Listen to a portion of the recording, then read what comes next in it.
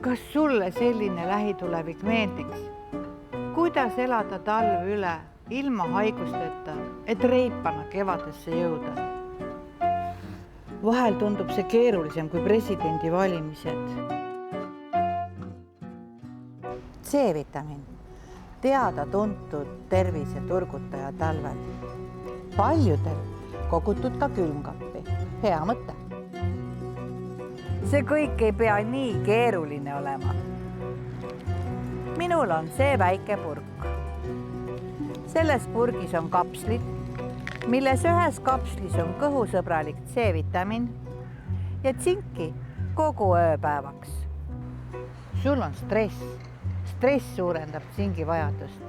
Sa töötad pikad päevad ja su mõte peab olema erk, kui siin on tsingist abi. Niisiis, tsink aeglustab aju vananemist ja hoiab ajud erksamad.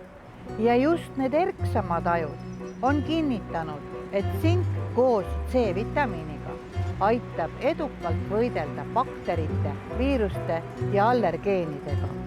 Kahjuks organism tsinki ei tooda, kuigi see on just see, mida meil talveks on vaja. Kust siis tsinki saada?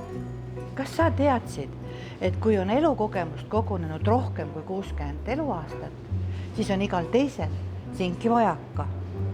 Kust seda siis saada? Kui sööd päevas näiteks 180 grammi kuumtöödeldud punast liha või 150 grammi pähkleid, kas 450 grammi leiba või 750 grammi Šveitsi juustu.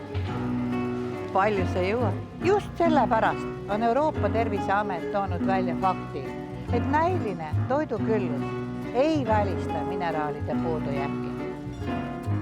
C-vitamiin, tsink, tugevam immuunsus, vähem põdemist. Võta sina ka.